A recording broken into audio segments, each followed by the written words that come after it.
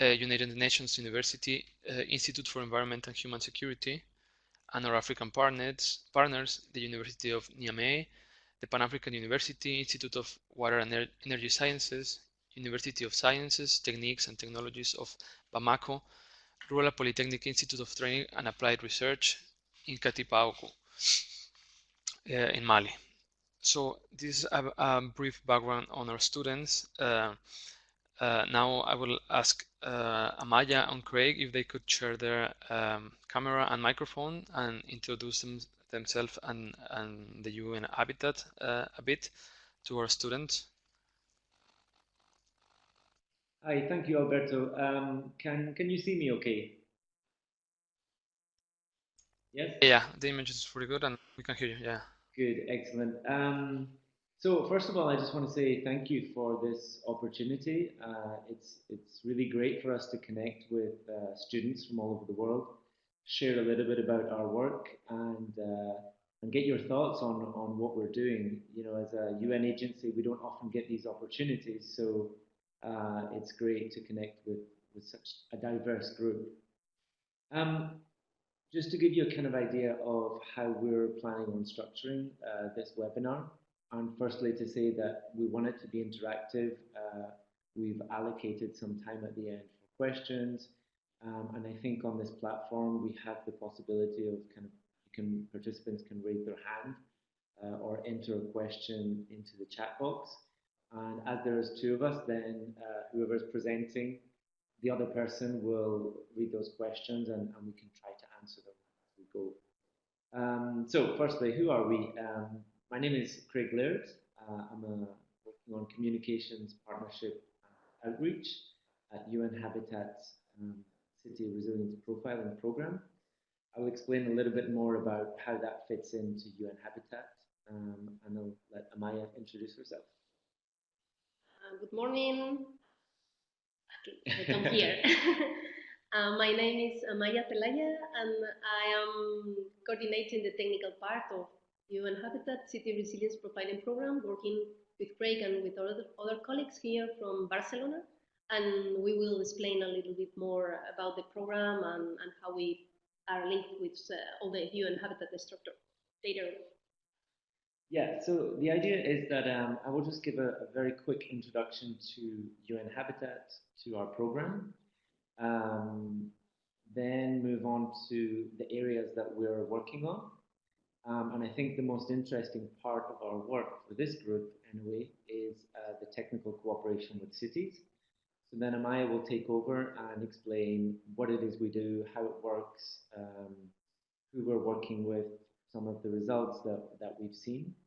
And then at the end, we'll have the remaining time for questions from you. So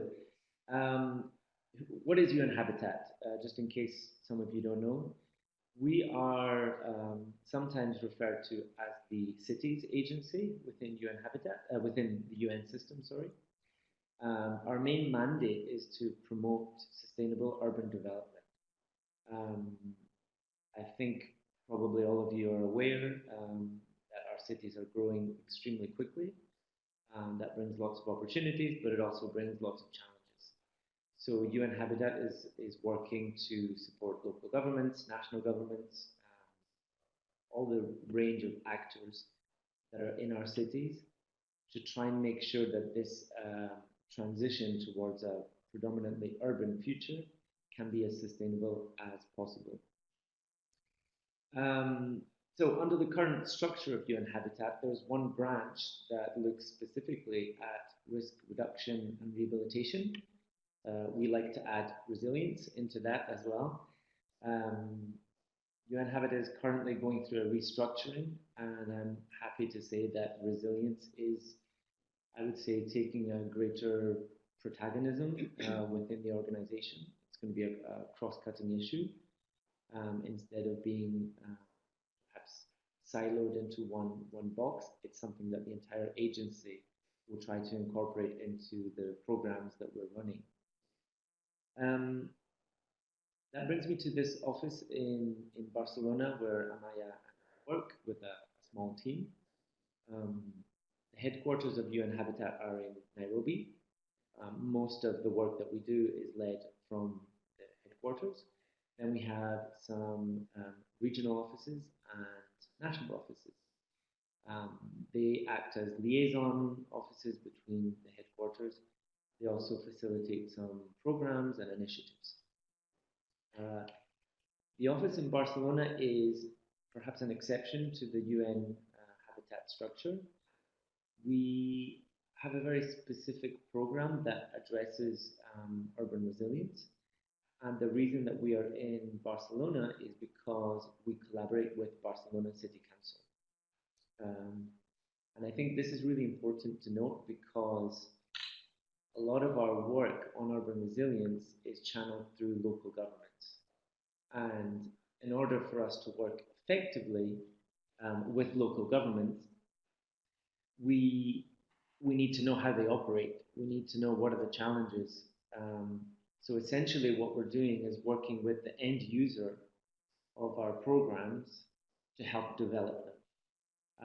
This can avoid long cycles of trial, error, reworking. So we're extremely grateful to the support that Barcelona City Council has offered us. They really are a leading city in this field of urban resilience, and we have been able to learn a lot from them and find a way to tailor their innovation so that it can be replicable in almost all cities in the world.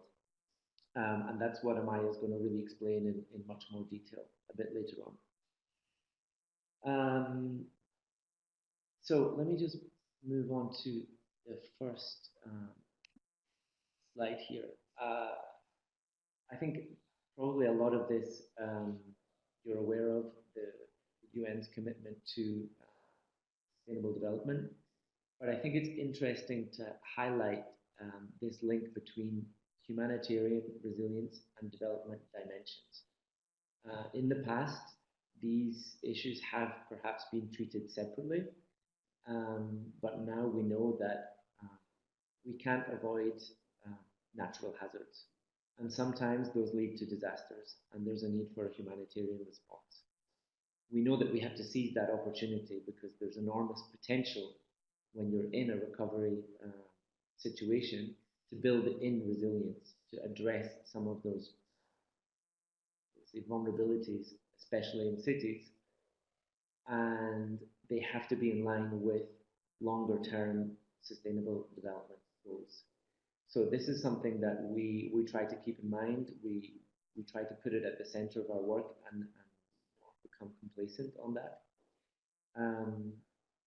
Another point that's highlighted here that I think will come up as we explain more about the work in cities is that we try to engage as many stakeholders as possible. And that has enormous benefits. But what I would highlight is that the more stakeholders in a city that you can engage in your programming, the more likely that the results will be maintained over the long term.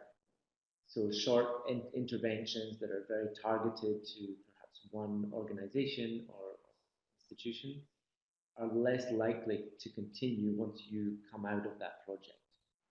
And I think it's just important to mention that. So definitions. If any of you are familiar with the various numerous organizations that are working on urban resilience, there is no one agreed definition among the entire international community. And we think that's fine. For us, the most important thing is to be consistent, especially with those stakeholders that we're working with, so that we can have a clear, agreed vision among everyone as to what is the end goal here. Again, Amaya will explain much more about this, but as you can see, the words in bold are really the key elements of our understanding of urban resilience. Measurable urban system, so seeing the city as a system of systems, inhabitants, people have to be at the center of any resilience efforts, shocks and stresses, transforming towards sustainability. So I think we can somehow share this presentation with you after the session, but if you can just keep that in mind as we're explaining what we do and some of the questions that you have. So moving away from the definition of urban resilience, working with cities, we realized that it may seem abstract. So we came up with this, okay, well, what is a resilient city? This is a question that many city partners asked us. And as you can see on the screen, this is what we came up with. Some important things that I want to highlight: natural and human-made hazards. This is very important for us. This is not just about earthquakes and flooding, but it's all the shocks and stresses and hazards that a city can face. Otherwise, it's not really resilience. And positive change at the very end there. Again, this comes back to what I was saying about resilience programs or interventions have to be leading towards long-term sustainability goals. So what are the challenges? I think maybe for most of you, two of these will be extremely evident, but perhaps the third and fourth ones maybe less evident. So we know cities are growing. We know that the climate crisis is starting to manifest in extremely strong ways across the globe. But we've also found in our work with cities that engaging stakeholders is a challenge. It's a challenge for all government levels, and that's something that we have tried to integrate into our work. And then lastly, local government capacity. Again, this is working with lots of different cities.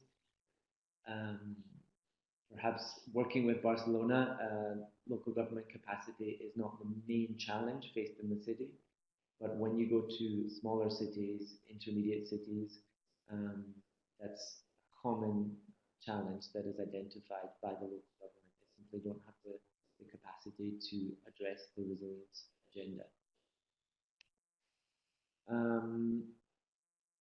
As an agency within the United Nations, these globally agreed frameworks are our, I would say, kind of compass. They're what should guide our work. They set out the globally agreed goals, and any work that we undertake with cities has to be contributing to these processes in some way.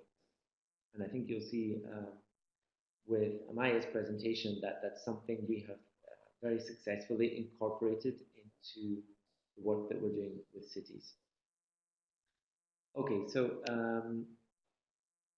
yeah, going more concretely into the work that we do in this program, we have three work areas: technical cooperation with cities, advocacy, and knowledge. I'm going to explain very briefly advocacy and knowledge, and then Amaya is going to go into more detail on the technical cooperation with cities. I just want to say that I think it's important for our program to have these three components because they're mutually reinforcing. So reaching out to cities, to different stakeholders, to national governments to make sure that the agenda, the resilience agenda is a priority is extremely important. Then capturing and sharing the knowledge from the technical cooperation means that we don't have to reinvent the wheel every time. We can scale up, we can have a greater impact. So I think we're starting with advocacy. These are the kind of four main working areas of our program: awareness raising communication, communities of practice, engaging stakeholders, and synergies. So I'll explain a little bit more about these. Communication and awareness, these are the activities that we undertake either led by UN Habitat or in collaboration with other organizations or the cities that we're working with. So trying to establish networks around resilience, communities of practice. We have an outreach platform that's the urbanresilienceHub.org. I invite you all to look at that website. There we try to share think pieces, good practice, anything that's happening across the globe that's related to urban resilience. We want that to be the central hub, so a real reference platform. Campaigning, this is something that we do strongly.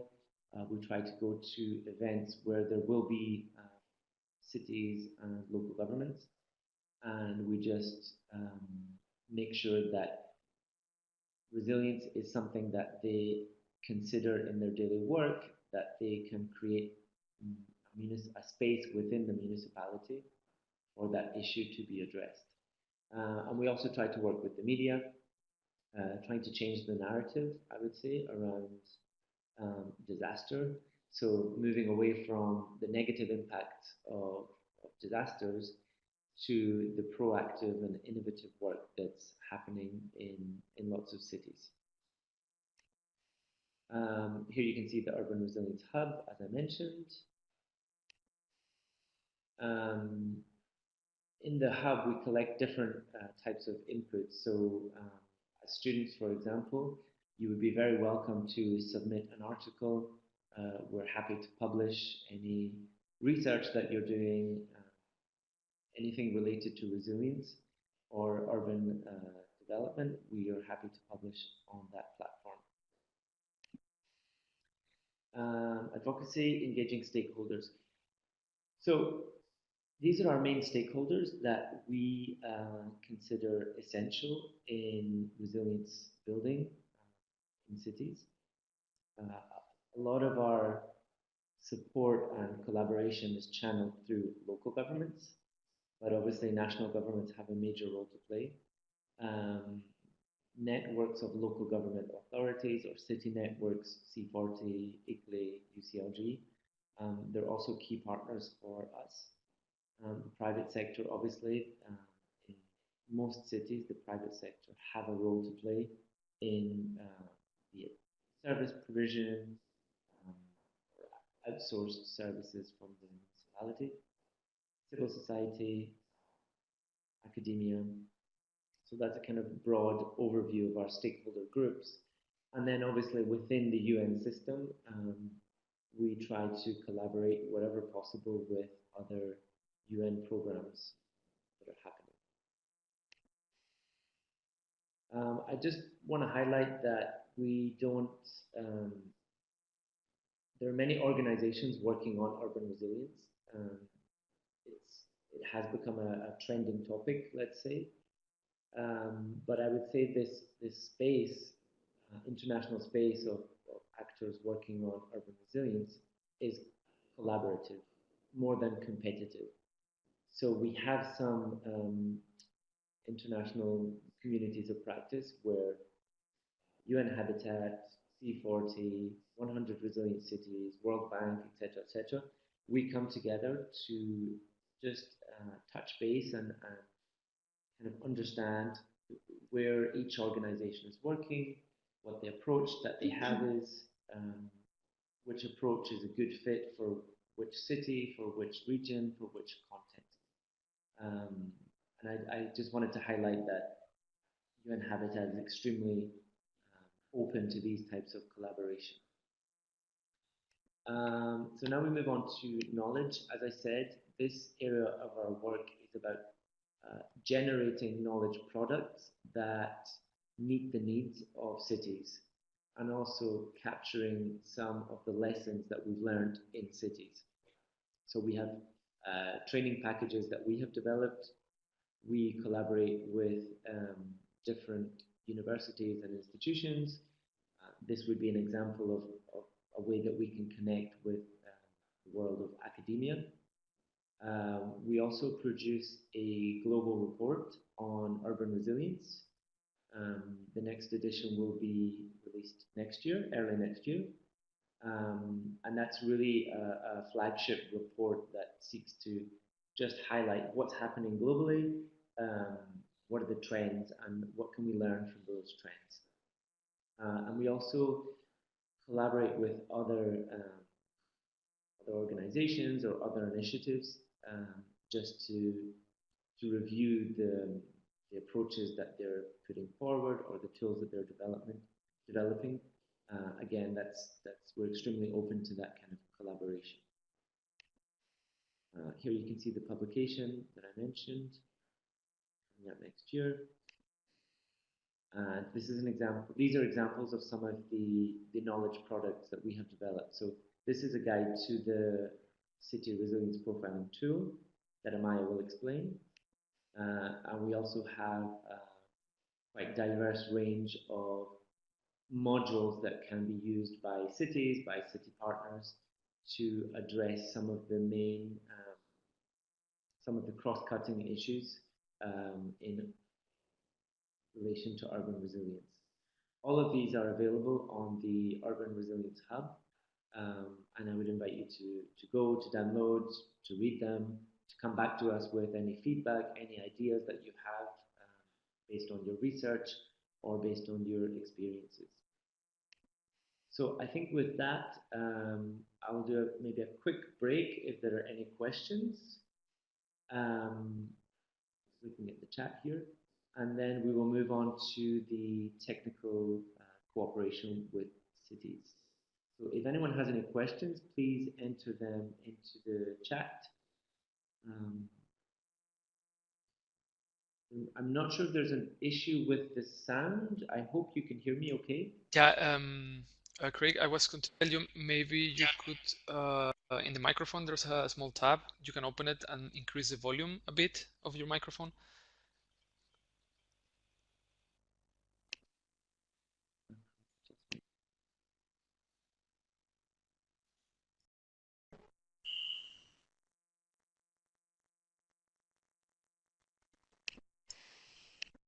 Too loud, sorry. A little bit less would be good.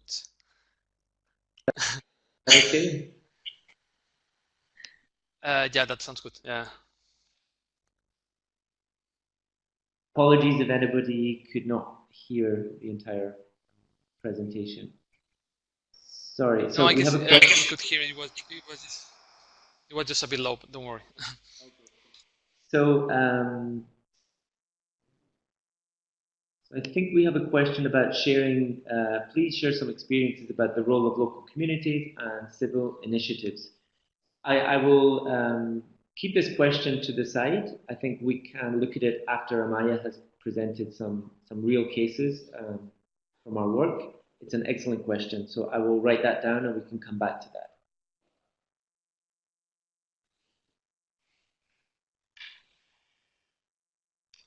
There's someone writing. Yeah. So let's wait a bit.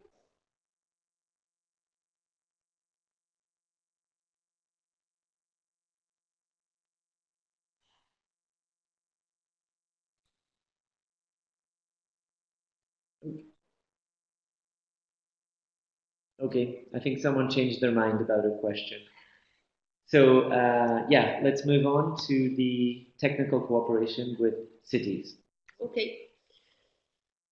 So as I was, Craig was explaining, we work from the City Resilience Profiling Program. So what we try to do from the technical perspective, of course, is trying to tackle, measure the process of resilience in a city, because resilience is always a process. It's not about comparisons, as you can see in the screen. So this is not about indexes that compare cities among them. The idea is not having comparisons.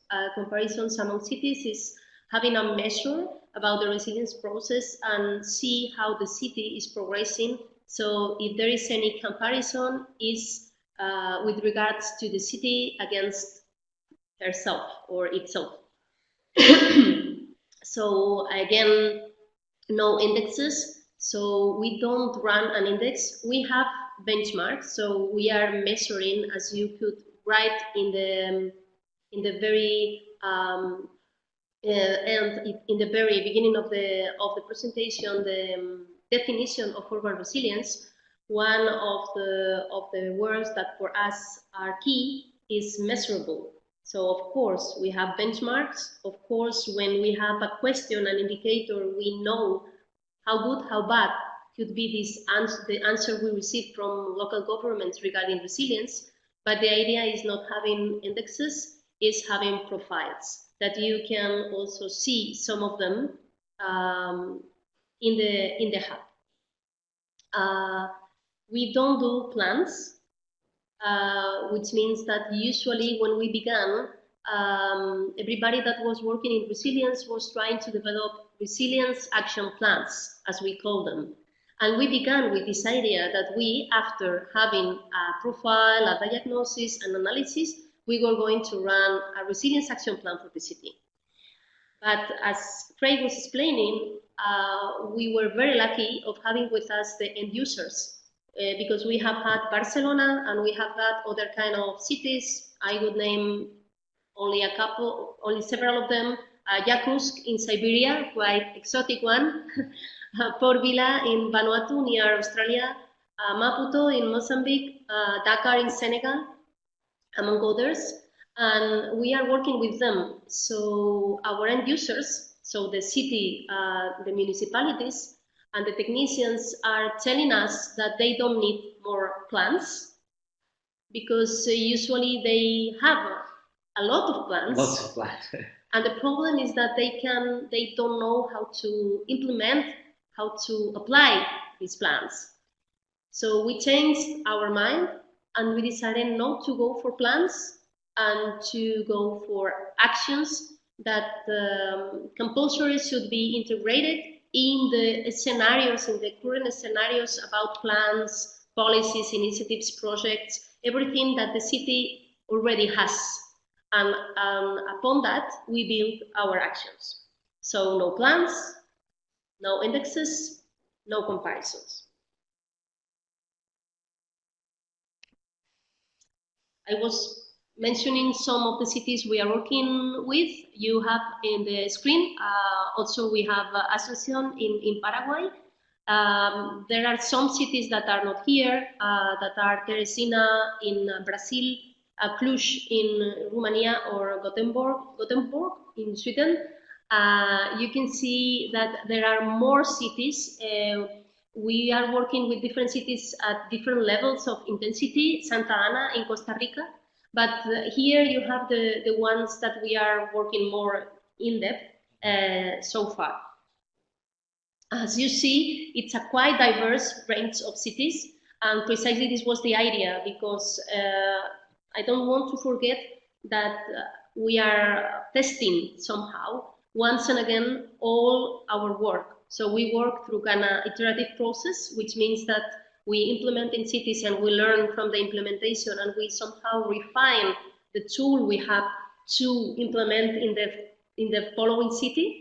And it's very important for us to have a diversity in our partners, because it's the best way of learning and the quickest way. And if we must take into consideration the international agenda, so 2030, we are in a hurry. About the process, the implementation process, I will explain later on a bit, a couple of examples, but mainly we have to consider that there is a training that is needed. We could begin with a training quite similar to this, but then with the technicians in cities, we should go for a more detailed training in the specificities and technicalities of the tool. So we usually go there and train as much people as possible, as many people as possible in the municipality. We have always a focal point in the municipality with a kind of double role. This focal point has, of course, the role, technical role of supporting and leading all the data collection and analytical processes.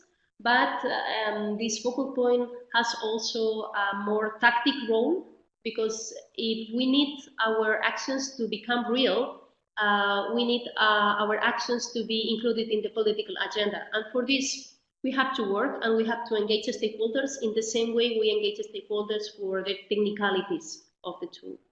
So we train and we learn a lot, of course, from these trainings. We, of course, visit the city because we need to know the city we are going to work with, even if the knowers of the city are always the technicians from the municipality and the decision makers. Usually we have a snapshot of the city that you can see several of them in the hub to begin as a kind of mini city profile. And then after having all the data collection process more or less complete, we go for 2 more workshops. One is about the diagnosis of the resilience situation in the city, and the other one is the one in which we finally propose the actions for resilience. Important to say that we co-produce the profile. This means that we are not going there and explaining to the knowers of the city what they should do with their city. Our role is more a facilitator role.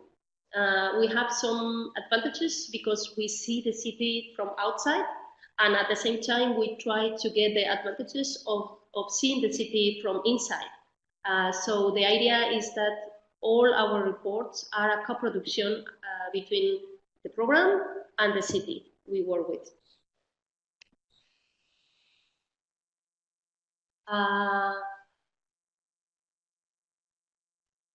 The mechanism of cooperation between cities, as I am looking to the questions, I can explain it now because it comes a bit along the slide. We have different mechanisms. In Barcelona, for instance, Barcelona is our host. Indeed, the city is supporting us, even if, of course, we are providing this profile for them. But the city itself is not only providing us, is acting as a sister city of Maputo's municipality. And we have a kind of triangle between Maputo in Mozambique, Barcelona in Spain, and the program. With other cities, we work through European funds. So it's some department in European Commission choosing some cities to work with, and then we act as the implementers of the resilience work. With other cities, it's a bilateral conversation, as with Yakutsk or Cluj. So it's different ways of engaging with the program from cities' perspective. But if some of you are interested in knowing more details, perhaps we can keep in touch later on. Challenges in Africa, of course. I went to Dakar a couple of months ago. Of course, I have been for 2 years going and coming back from Maputo in Mozambique, Nairobi also. So yes, many of the challenges we are going to see in the technical work are in Africa more than in other parts in the world. But every part in the world has its specific challenges. So after having a look to the implementation, because I think I don't want to be late, and it's 1:10. So there is some important thing about the methodology. It's about very, very, very simple and key issues.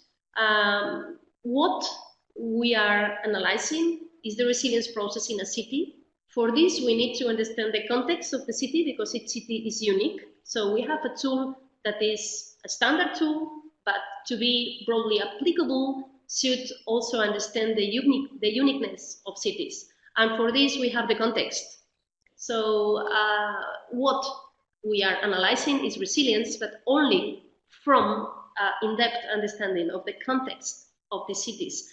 And the context is not only geographical, it's also everything about the local government possibilities, the stakeholders' potential or not engagement, and the current challenges that the city has. To understand the what, we also need to understand how the city is performing And this is written there with the words urban elements. So in any tool you are going to see as a students that try to understand the city, you are going to see some sectorial issues. You will always find mobility or basic infrastructure or other kind of categories. So of course we have our own categories. In our case, it's 8 urban elements that I will explain later on. But the importance here is not about what urban elements we see, but understanding that we go through sectorial issues to try to see and to tackle the performance of the city. Once we have the what, we go to the who, and the who is not only the local government, is also the stakeholders, because some local governments, or I would say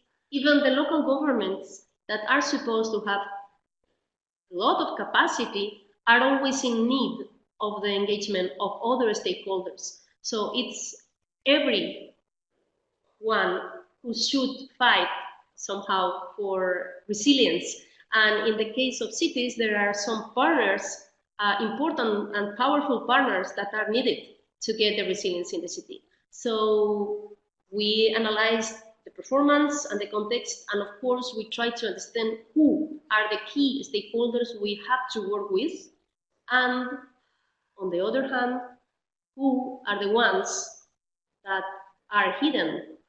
So who are the ones invisible that we couldn't see and we need to bring to light. So when we analyze who, don't think only that we are trying to look for powerful stakeholders to work for resilience, that yes, but also think that we need, because we are a people-centered agency, program, and tool, we need to find the invisible stakeholders and bring them to light, because we need them to build resilience together.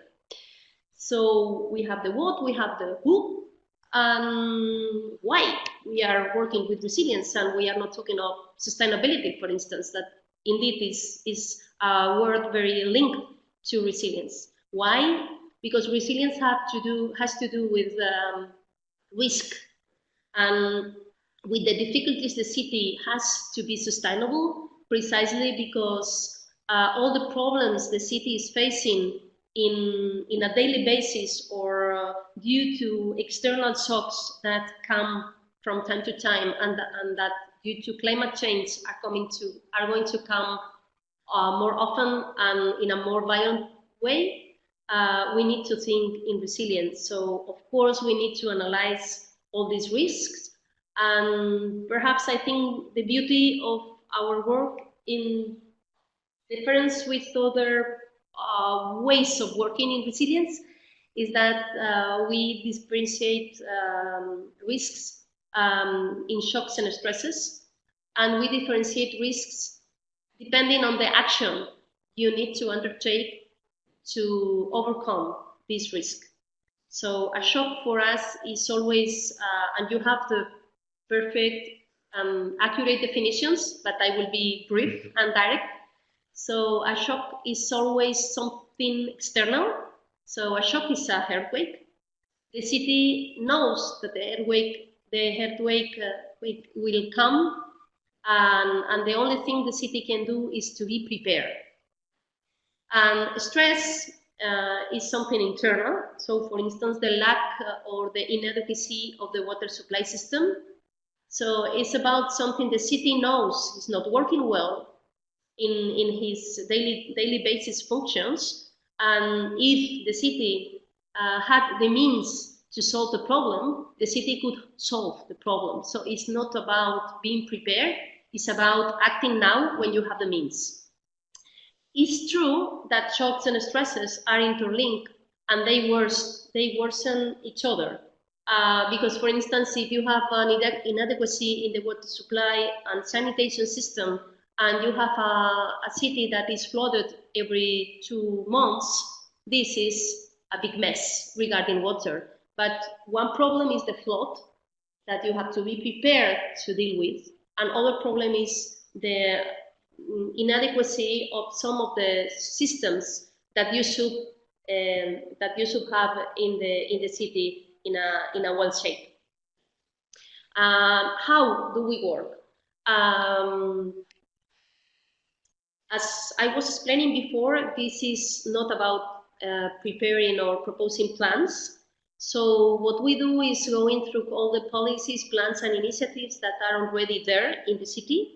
If some of you are urban planners, you perhaps know it, but if not, I need to explain that in a city you have a lot of plans and legal documents. And in these legal documents, the future of the city is already written, because these documents are telling you what's possible in the city for the next 10, 15 years, depending on the legalities of each country. So sometimes, even if we could propose a project, the project it's not going to be possible because the legal framework doesn't allow to do that, or the rules and regulations of the city are not prepared to really have a law enforcement in place, even if the article of regulation is there. So we are thinking in projects, but at the end of the way, because we need to undertake certain actions before for these projects to be real and efficient in the best way. And because of this, our role, and precisely because we come from UN Habitat and we are not an external consultancy, is normative. So we need to rely on documents and the legal framework the city is immersed. You want to have a quick break? So Yes. there's a question that came up. It was, I think, specifically to African cities, but I just want to maybe highlight something, and then maybe Amaya wants to add. And it was about challenges, the main challenges. So the question was focused on Africa. I think as a response, from my perspective, I wouldn't answer that question by geographical region. If we're talking about our work with cities through this tool, there are some challenges that we find in cities across the world. So I just wrote some down. One is the availability of data. So this is a challenge for our tool, but I also know it's a challenge for many, many projects and programs that are working in cities. The relationship between local governments and national governments, this can be challenging because often mandates are not clear, or there may be inconsistencies there. I liked what Amaya said about reaching the invisible stakeholders, because that is a challenge that we've seen in numerous cities, and maybe she can explain a little bit about how we have addressed that in Maputo in particular. And then another challenge is the changing context in the city, so things like local elections or a change of priorities from the national government. That can make our work in cities more challenging. So I just wanted to add that because I think that was maybe one of the questions. I don't know if you want to look at more questions or we continue with this. No, we can continue. Regarding the supply context, I think we can use also the questions to articulate a bit more the narrative. So regarding the supply context, if I am understanding well, we have the context here, the way in which we ask certain questions to understand the context. You have them in the screen. I am not going to read. Only yes, I will mark that these are not indicators. So the context is not benchmarkable. So this is about understanding what's happening in the city. And regarding the supply context, if I am understanding fine the question, I was explaining to you before that we have 8 urban elements. We try to understand the supply issues in everything that has to do with basic infrastructure, also with municipal public services, and something that is a bit new because it is linking with the humanitarian perspective, and usually this is not applied yet in cities is the supply chain and logistics. So yes, there is a relationship between everything that has to do with shocks and with stresses that could be understood as a lack of performance in the city. And today we have no time to go in detail, but we have something that we call relational matrix, in which once we have the stresses and the shocks in the city, and specifically some of them are always related to supply, we try we build a kind of heat map with the relationships between these potential shocks and the stresses we have in the city. If you see, for instance, the cross-cutting ESOs in this screen, you will have also an answer to the colleague that is asking about long-term consequences of climate change in resilience actions. So we began with these 8 elements, urban elements, sectorial elements, and we understood that we needed cross-cutting issues that are transversal problems affecting the cities. Specifically, the cities that perhaps are not Barcelona, the cities are far from here, and these cross-cutting issues are informality, poor infrastructure, you can read, but one of these issues is climate action. So if you go to the hub, you will see that we have a kind of partnership with an enterprise that analyzes climate consequences in cities. So we have designed with them some specific indicators. There, they, through satellite information, have got this information, has transferred and translated this information in a readable way for us. And in all the cities we are working with, we are providing this kind of climate trend profile thanks to this partnership with this enterprise. So yes, shocks are coming in a more often way and in a more violent way. And in all the reports and recommendations we provide to cities, we try to have always a window to understand how climate trends are going to affect the way in which the cities should be planned in the future. I think if we go back to the presentation, but I'm noting lots of questions about the actions and how we ensure that those are implemented and how we ensure that there's a continuity in those actions. So I propose going back to the PowerPoint, and then at the end we'll come to the actions for resilience and how they're implemented in the city.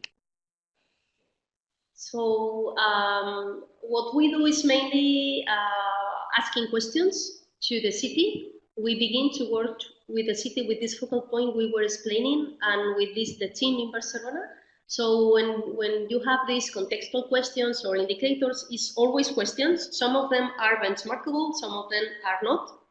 So it's about having some questions done to the city and having some answers coming from the city. The questions belong to the city and to the tool. The answers only belong to the city. So they are not public unless the city wants them to be public.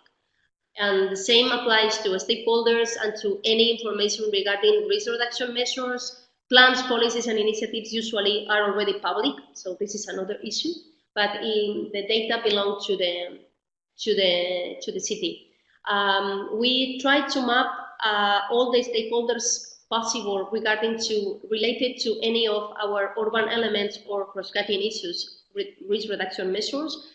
And through this analysis and mapping, we rescue or we dive trying to find invisible stakeholders. So, for instance, in one city, we found a marvelous, excellent initiative that we thought should be replicated. And this is one example of action that you could think is evident, but sometimes it's not that evident. So if you have already in the city an initiative that has been excellent and you can replicate it, just do it. Do it once and again in all the neighborhoods you are able to do. And through this initiative, we found some invisible stakeholders in several slums, and we are working with these stakeholders to propose this initiative to be replicated in the city. So this could be an example. And I think this comes back to the fact that we really go for a multi-stakeholder approach. So maybe the local government is not aware of, let's say, a slum, an informal settlement, but there will be some organization or institution or community body that knows about that. So our approach is not trying to gather that information ourselves, but to find the partner who has the information already. And I think that's maybe something that's quite innovative about our work. Yeah? I think yes. About the shocks, stresses, and challenges, I think we have named some of them, but you have here somehow a kind of structured way of showing. If you have some knowledge about UNISDR or UNDRR, that is the agency of United Nations dealing with risks and with disasters, they have their own taxonomy, always thinking in natural hazards. As Craig was explaining, we are analyzing not only natural hazards, so we have again built upon the taxonomy we got from UNDRR, and till there we have improved or complete with other kind of shocks, again in a brief way of explaining it, external, that are not only man-made. Then stresses could be diverse and could be totally different, but have to do with the performance of the city, and you can see in the screen some of them in blue. And challenges, apart from the local government, stakeholders engagement, so everything that, for me, challenges is always more everything that is related to people, because people are not a shock, are not a stress, but sometimes come with some problems. So, for instance, you have there in black migration. So migration could be an example of what does it mean a challenge for the city.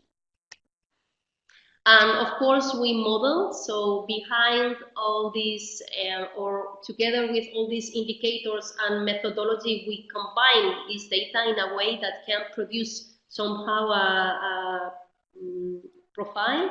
But even if we have a software and visuals and platform, etc., expertise and minds, people minds are there. Human brains.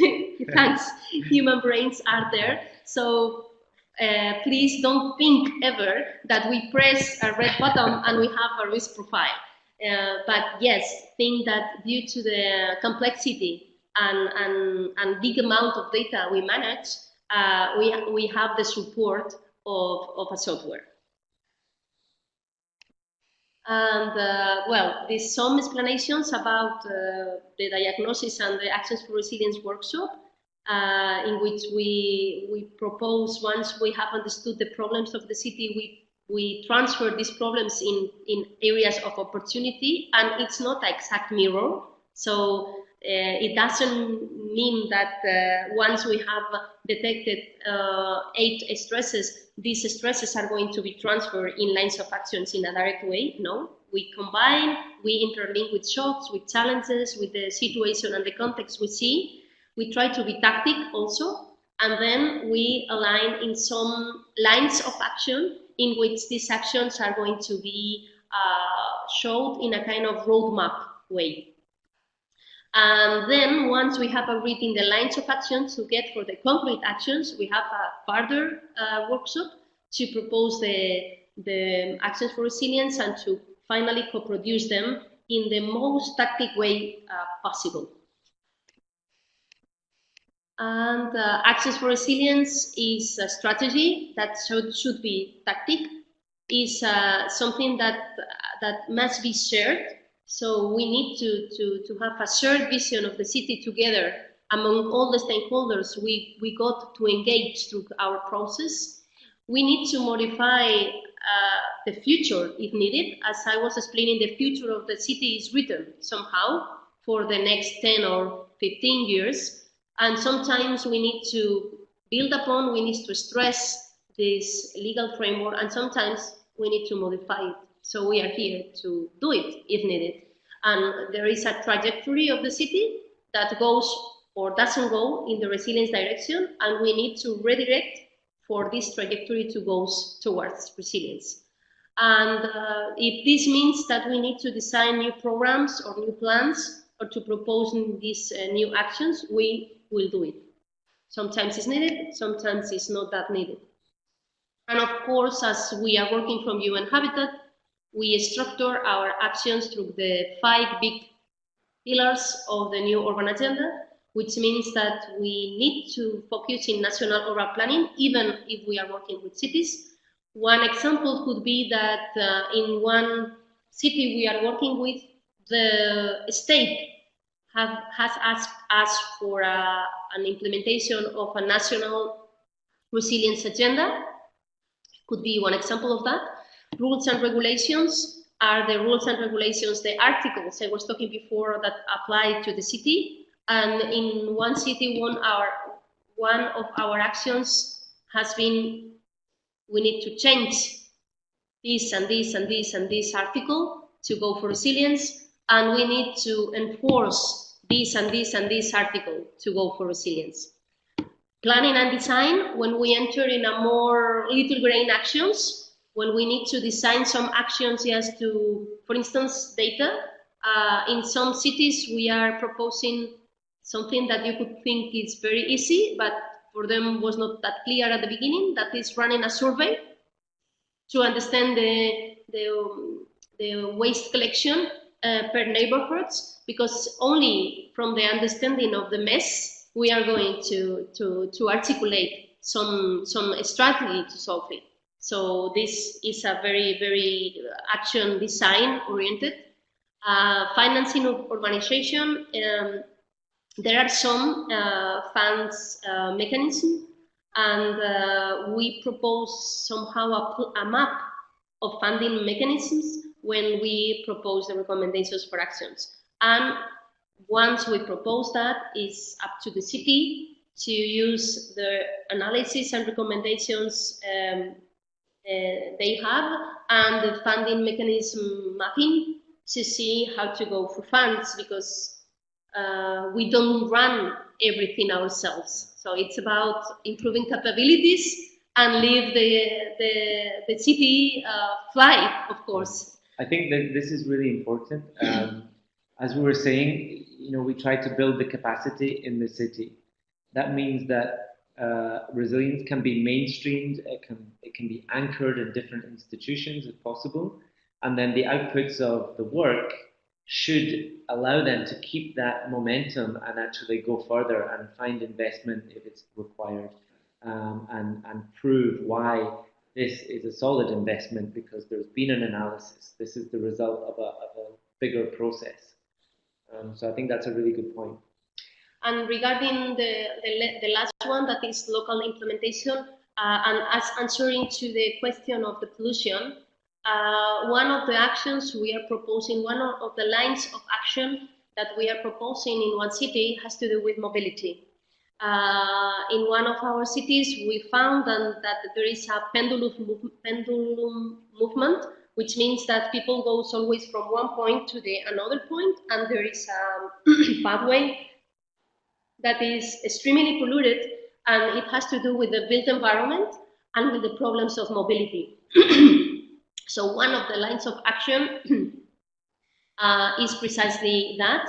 And as we are talking always from the holistic perspective, this line of action has to do with pollution, has to do with mobility modalities, has to do with awareness and education of people about how to move in the city, has to do with built environment, and has to do with some ecology perspectives from the city. So we are talking of pollution as one of the dimensions of the problem, and as one of the consequences and causes, because this is also one problem we have in the same way with shocks and stresses.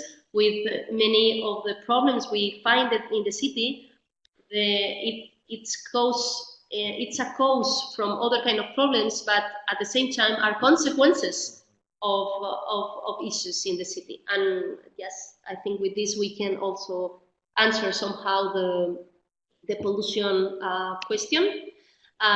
Some experiences, the process I was explaining before in a more abstract way. You can see here the timeline of the process in Maputo. It's 2 years of work from the very beginning and first agreement signing to the last giving back process. I will explain now what does it mean in March this year. Yeah. We don't do plans and we don't do reports. This is something that perhaps we could add to our nose slide, because we have found that sometimes cities are used to waiting a report. And of course we do reports, but we not only do reports. So we have, after 2 years of work, we are friends with the cities and with the people, because all these programs are built by people. And we proposed what we call the giving back process. This giving back process has 3 steps, because of course we are working with data. So we fill all our databases. We get as many data as possible, including GIS, as you have seen in some of the slides. We put order in this data through our resilience lens, and we give back this data to the city for them to use at their convenience, including GIS when we get. Second step of the giving back process is our visuals platform. I was explaining before that we have this software supported by human brains. So we have a platform in which you can see our pies, so how good, how bad were the data we got, how good, how bad were the answers from resilience perspective. This you can see here. Thanks. How does it look like the stakeholders mapping? Or you can see here the picture of the stresses of the city. So some of the indicators, as you see, are red, super red, orange, and yellow. So the most reds and oranges we have, the worse is the situation with some of the stresses once we prioritize them. So just a kind of glance for you to see the second step, that is the visuals platform. We have a video as well. We can share the link that explains a little bit more about these visual platforms. And third step, yes, the report. So finally, we propose a report, we deliver a report, but it's the third step of our giving back process. So far, we have between 4 and 5, because in Barcelona we are running the second profile that is a bit different and is somehow embedded in their more broader strategy. But we have Yakusk, we have Asunción, Maputo, Port Vila, and Dakar.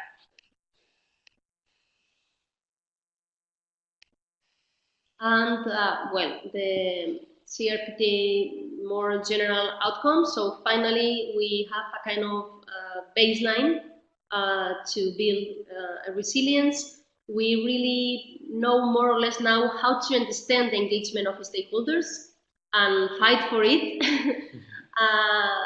We have a way of structure and thinking in how an action for resilience should be designed and proposed. And we really hope being contributing to enhance resilience in cities.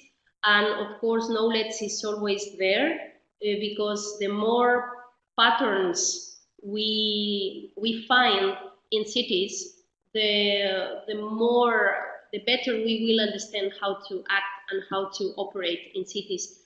Before, Craig was and the other colleague were talking about geographical issues. I think that yes, there are some challenges that are related to the context, but we are really identifying some patterns that are not geographical. So it's not that different to work in Africa or in South America. There are some patterns regarding governance and regarding the lack of performance of certain cities that you could be very surprised how similar they are.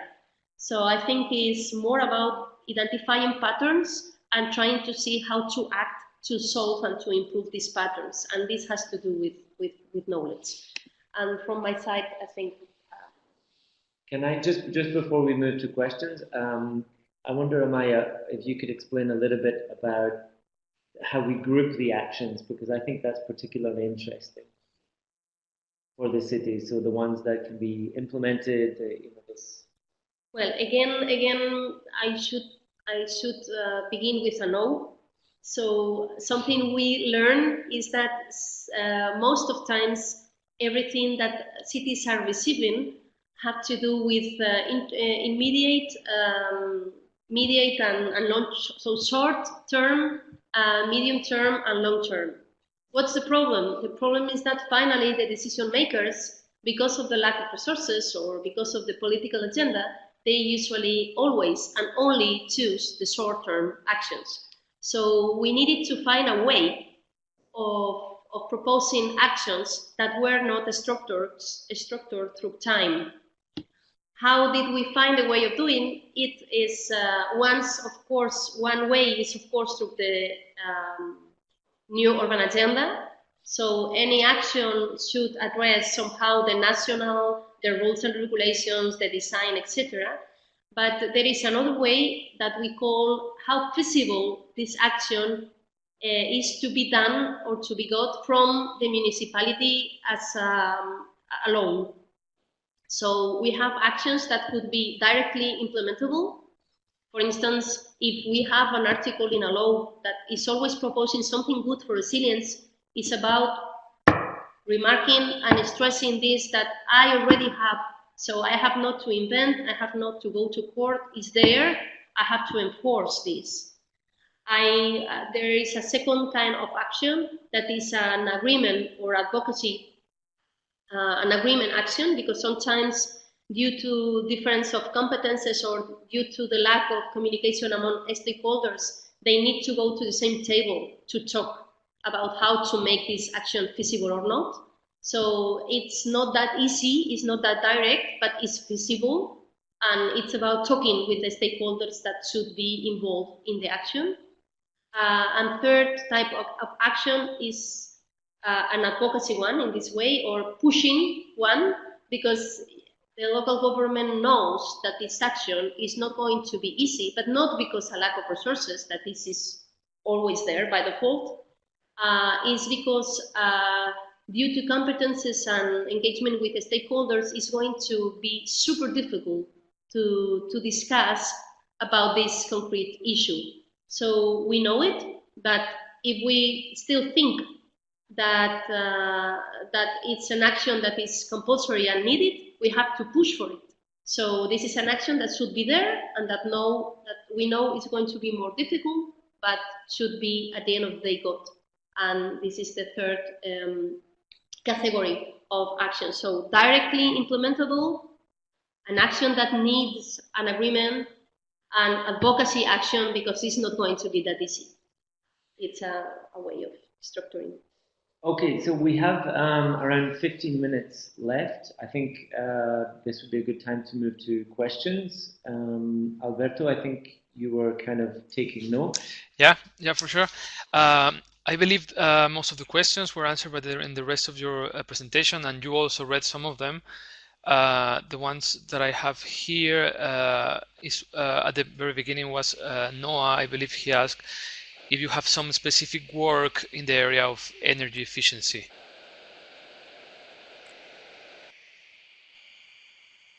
Yes. Well, as I was explaining, resilience has to do with sustainability. Sometimes are contradictory terms, because sometimes when you have a very urgent problem I don't know, and I would use a concrete example regarding energy. If I have a problem and I need natural coal, I will use it, and that's it, because I have to live. But this is not the more or the most ecological way or use of using energy, and it's not a long-term solution. So it's about how to balance this urgent solution with a long-term solution, how we work in resilience.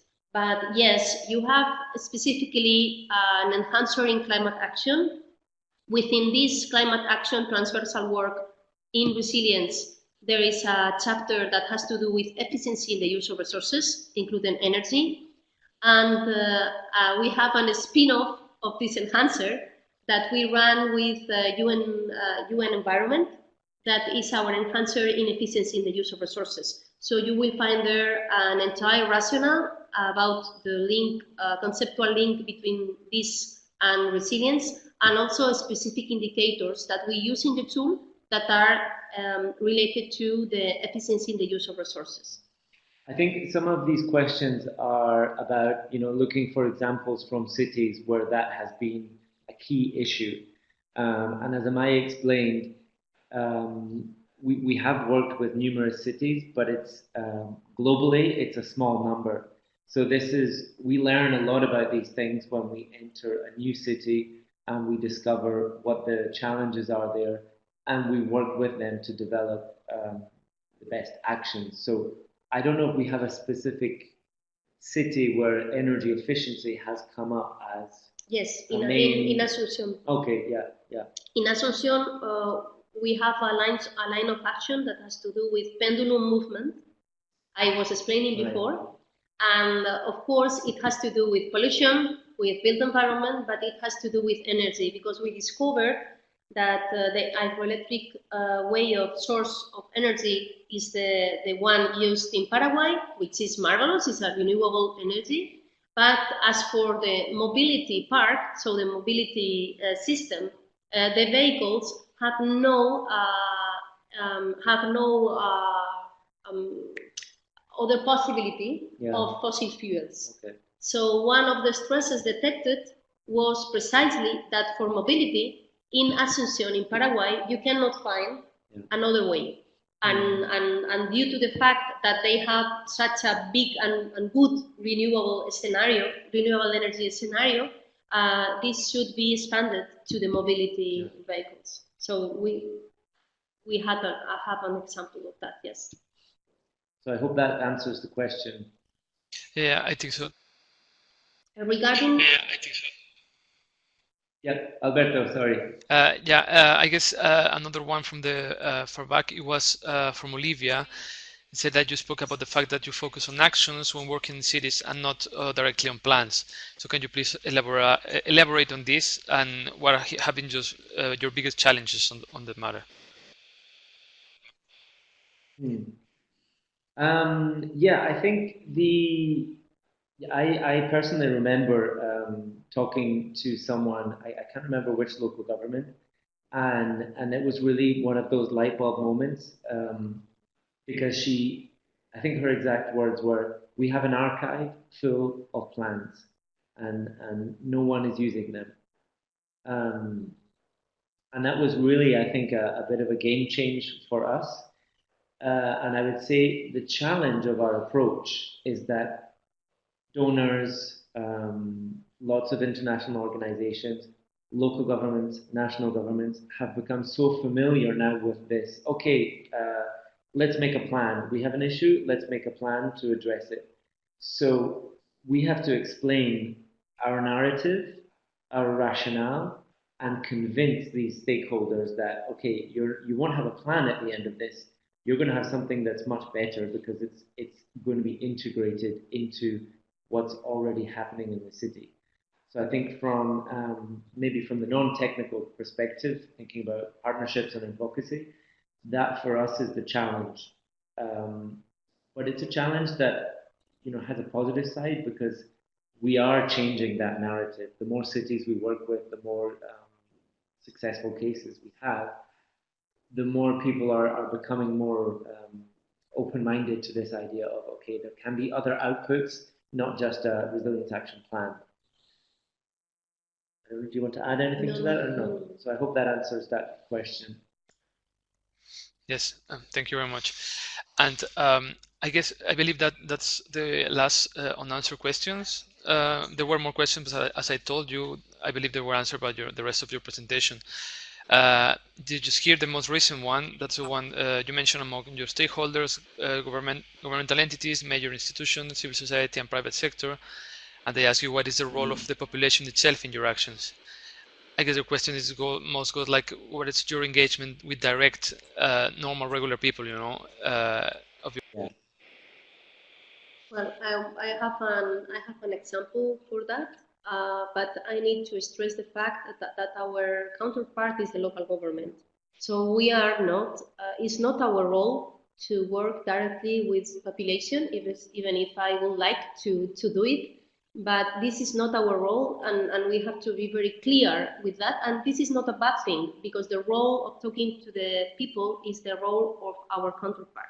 But once said that, it's true that in the actions we propose, civil society or population is there. We have an example in the actions of excellence that some NGOs have proposed in Maputo, that are totally engaged with civil society, because without the population, they could have ever run these marvelous projects. So it's about thousands and thousands of meetings with population to decide very difficult things, as if someone has to share or not some part of their supposed own land to be able for them to build a road or a street. So it's quite difficult discussions, and population is totally included in these excellence initiatives of excellence. And in Asunción, for instance, we have a proposal regarding the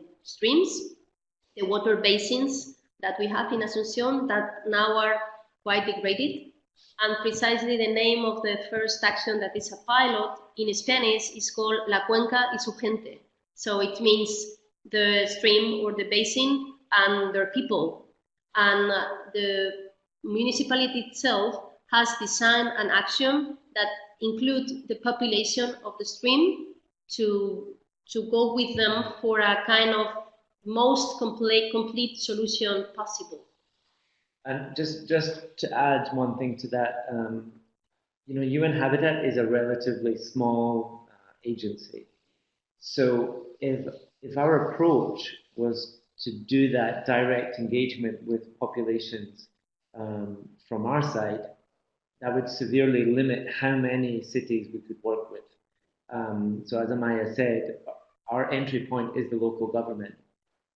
But I think it's a really valid question, and something that, not from the technical side, but maybe from the support that we offer to local governments, we have not exploited fully.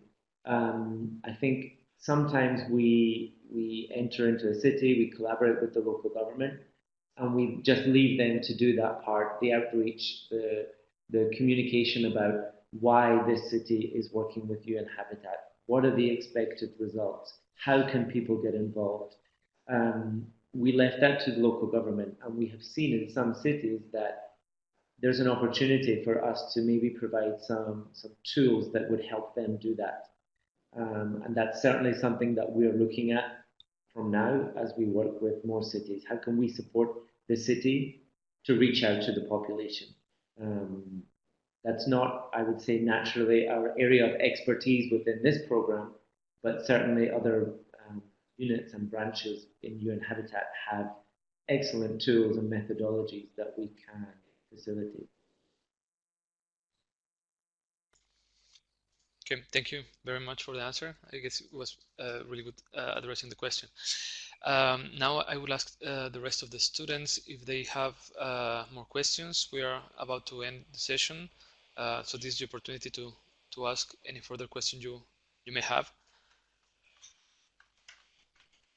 Alberto, just to add that I'm happy to share my email address, and if the students want to follow up or if they have questions, they can write to me. That's very welcome. Yeah, that would help a lot. I don't know, it's okay if you could write it on the chat box too, so they can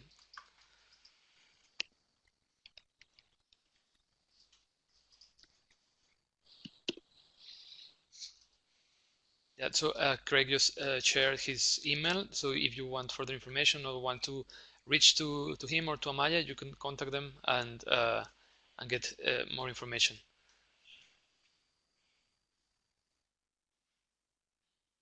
Waste management in cities. Oh yeah. Yes, because of course, when you analyze the performance, one of the parts of the performance of the cities has to do with the metabolism of the city. And in this metabolism, we have always waste collection, we have always water cycle, and mobility as just by default. So yes, indeed, it's one of the big issues because of the lack of adequacy of some of the systems of the city. This is in most of cases regarding collection, regarding infrastructure so dumps to have sanitary dumps to have the waste, and also all the pollution and contamination of soil and water that is coming from the lack of performance of this vector of this dimension of the city. So yes, in several of our cities, waste collection is one of the problems and at the same time one of the consequences of other problems in the city. And we are addressing this issue in some of our cities in different levels, depending on the level of maturity of the city regarding this issue. So we could go from a proposal regarding a sanitary landfill to a proposal of raising awareness in population, because it's also about education in the urban space that we all share. So yes, with a very different range of actions, we are addressing this issue. Yes, it's one of the big ones. And is there a lot of data and information available on that generally in the cities? Generally speaking, depending on the level of maturity, collection, for instance, in this city, we need to run the survey, is because we have no information. So when we have information, it's about big structures or facilities that sometimes are illegal or informal or almost legal, but not always the best structures a city needs in a sanitary landfill that should be built in a proper way. But regarding facilities, you have information. Regarding all the collection system, when it's informal, you have not. So that could be a concrete outcome, right? Well, we just need more information about this. About the state collection system. Maybe you're aware that we're not mentioning specific cities and specific actions. Part of this is the relationship of trust that we have with the cities. It's up to them how public the outcomes, the findings, the challenges can be. So that's just to explain why we don't necessarily name the city that we're giving as an example. Yeah. Successful history actions, I think we need to wait, because we are a program that is just newborn, is, I don't know, 3-4 years officially speaking. We are providing now and delivering now our first actions, because we had to build a tool and then we had to begin to implement this tool in cities. So I hope that perhaps in 1 year we could be in a position to explain some successful histories. Yes, there is some initiatives that are now being implemented, which is a big success for us, because we proposed them, I think, a couple of months ago or 4 months ago, and now they are being implemented in the cities, but we have to wait a bit.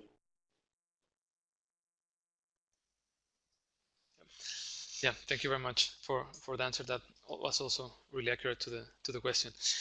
I guess we are now at the end of the webinar. I see that there are not much questions more. I remind the students, if you have further questions or want to discuss on the topic, they also have available a discussion forum on your platform, learning platforms. So I would direct you there, and also thank Craig again for his email address to reach him. I believe then we are at the end of the webinar.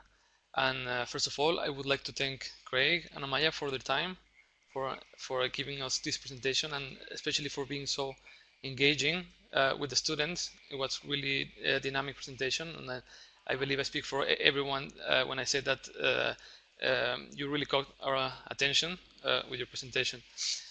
So thank you again. And I don't know if you have a final statement for our students. No, apart from thanking you for your time, and I hope this is something that you can take forward in your research, your projects, your future careers. Yeah, that's all. Same from my side. It's a quite newborn concept and way of working, but it has been demonstrated, and in 5 years that is super needed. And so it's not about us working on it. It's about everybody, as many people as possible. And you are in a very good position to work and to build upon what all the institutions and organizations working in resilience are proposing, and to go further. Yeah. Thank you very much. No, thank you very much. And I will stay around a little bit with the students to give them some announcements for tomorrow. But I thank you very much again, Craig and Amaya. Bye. Bye.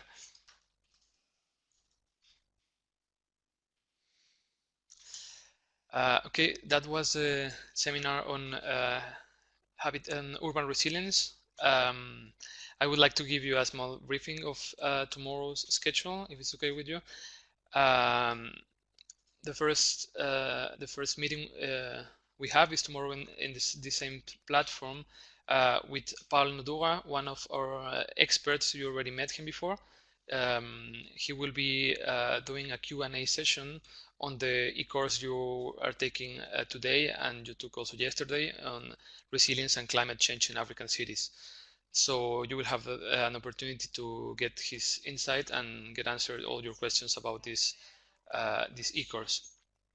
You also have to finalize the e-course on resilience and climate change.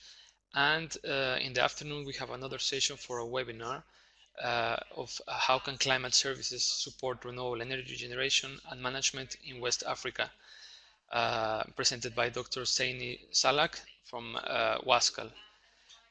So that's going to be the program tomorrow. I don't know if you have some